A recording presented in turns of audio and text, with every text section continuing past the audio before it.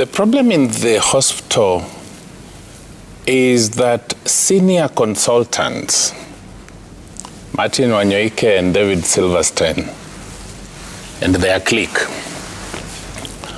compete the hospital. They run mini hospitals in the name of clinics. If you go to Dr. Wanyoike's clinic, it is a hospital. We're totally frustrated. We were spending a huge amount of money on litigation.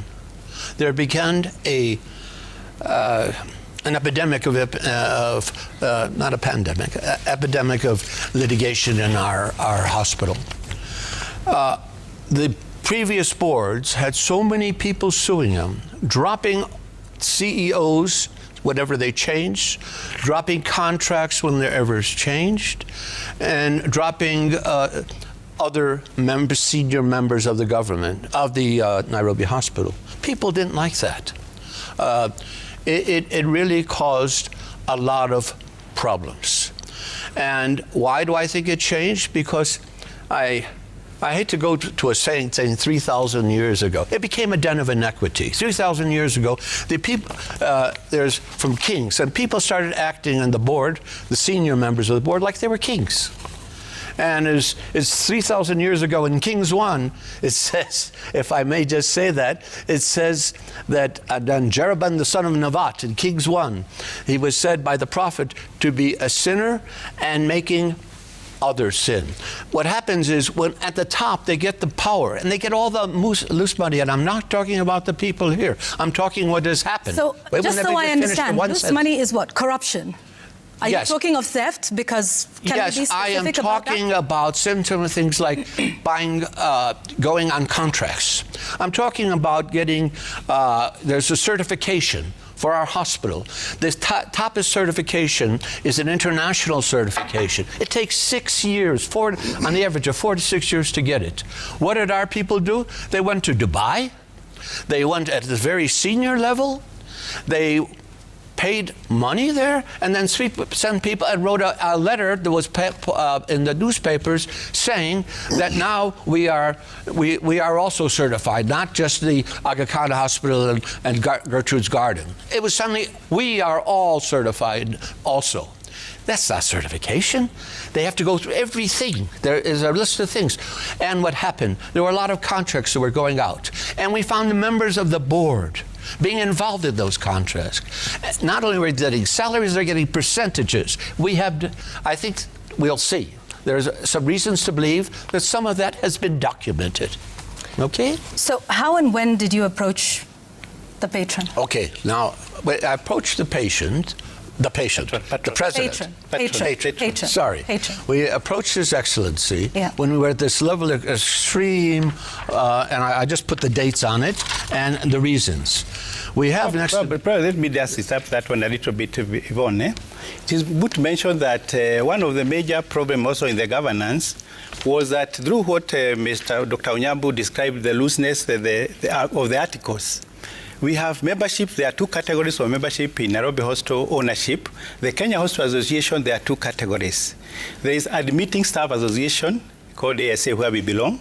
And this membership is about 700 people. Those are 700 doctors who are allowed to admit in Nairobi Hospital. To be an ASA member, you first of all need to qualify as a consultant. Then you need to have worked for 5 years to be allowed to be actually allowed to be a member of Admitting Staff Association. Nairobi Hospital is the same as Nairobi Club because people are recruited as membership by actually seconding and proposing. But an ASA membership comes because of you yourself apply because you have qualified. And the weakness of the article comes in this view that if you're an ASA member, after your 5 years of a consultant, after your master's degree, you're allowed to vote only after 2 years. But the KHA membership who are not doctors, they can actually enter the register today and they're voting in the afternoon, and that's what happens. So voting rights is a matter under dispute. So the point I want to put actually very clear, what really brought the problem, because it's very important for this point to come very clearly. In August of 2024, somebody paid 5 million for 334 members. And those ones were put in the pool of voting. And that voting machine now, when it came in, brought in the board, which Onyambu was not part of it because it was 2023 where he was voted in. But at the one of 2024, December 4th, we had people who are brought in buses. People are taking photographs of them in the petrol station near the hospital. We are seeing them in the hall voting, and they are wearing butcher's coats, and that really brought out of problems. And when this one was trying to be sorted out, let me just get that. Because I also want Eric, and I want us to move. I just want to move very fast how we went to the president. Yeah, because just summarize a little bit. Can I tell you why? Who wants to answer? I want to answer why we went to the president. Let me keep quiet. I talk too much. For just a moment, Dr. Silverstein. How and when did you go? We went to the president on the 27th of February of this year for the reasons that I gave you. And since Martin here, Wanyoke, is somebody who is a micromanager, he read the Constitution as it stood to the greatest detail. And he made us aware, not only of all the problems which we are all aware, but according to our Article 39A, the Board of Management may appoint as patron the President of the Republic of Kenya, and the KHA Board, after His Excellency assumed office in September of 2022, he appointed him as patron. He chose to be accepted as patron. If the person appointed as patron, that's in Article 39A again, as patron, holds office of the President of the Republic of Kenya, he shall remain patron as long as he holds that office. And the last one, Chapter 39A, further states that the patron of the association is the senior officer of the association who take precedence over all other officers of the association. And if there's another, that's it. Now, okay, could I explain? We'll come and talk about that in a moment. Okay. But so you go to him on the 26th of February. Right. Who was present at this meeting? 27th of February, as I said, but it doesn't make a big difference. We were 5 doctors and a lawyer. Was this a formal meeting? It was a formal meeting. That was, we were sitting in his office.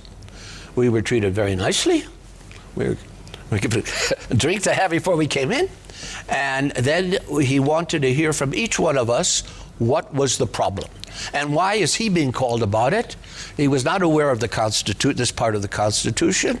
And how could he help given all the circumstances going? Problem, the leaders of the problem in Nairobi Hospital is failure of corporate governance at the board level and the senior management, which has actually been brought about by, sorry to say, sometimes use language, you are very careful not to really cross somebody's, but there's a lot of loose money in Nairobi Hospital, which has attracted opportunists.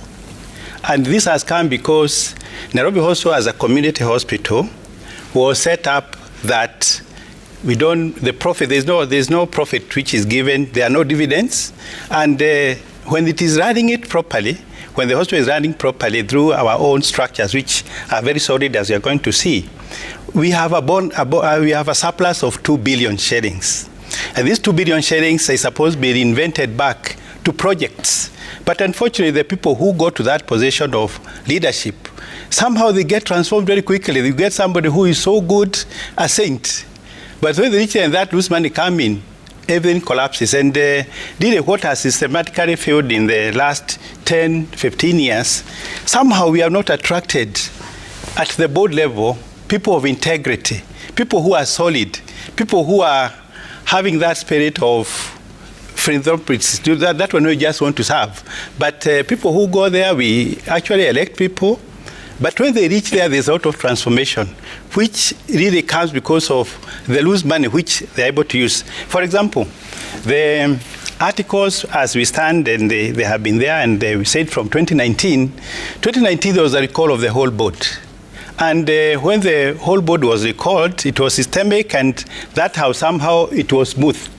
But after that, in 2020, the articles were revised, and that was a major change. It was actually a Waterloo, because the then board, which was there in 2020, at the time of COVID, through, I can say, clandestine way, because of the COVID, the virtual voting, the board was changed from non-executive to executive board. And that was a major transformation, because an executive board is like when you are a shareholder and you're a major shareholder and making the decision. So that one allowed now the board to start intermingling with the senior management, and in the process, this surplus of 2 billion was actually getting lost. The best example is my friend here, Dr. Basil Onyambu. He's the chairman currently. And when we elected Onyambu as the chairman in 2023, he had actually been actually quoted because he led a team of negotiating with the insurances, and he brought a very nice template of how we should interact with the insurance companies. And we actually elected to the board. And with the time, Basil transformed to somebody else, such that he's when being our colleague as a doctor. You find that a situation came even as we are trying to bring order to Nairobi Hospital. Myself, and I can say this, it is true, there are times when now ourselves trying to negotiate and bring order that reach a point about not to keep my phone. And sometimes I have to call now the ward that is a patient calling, is the nurse calling, so that he can answer my call. But him, so when he was entering there, clean man, everything very good. But eventually, what happened, and here was another Waterloo, is that when the current board was seen is not delivering, and people requisitioned so that they can petition and see how things can be changed. The process ended up that actually Basil himself, who stands here, sued even me to the court, and then that suing actually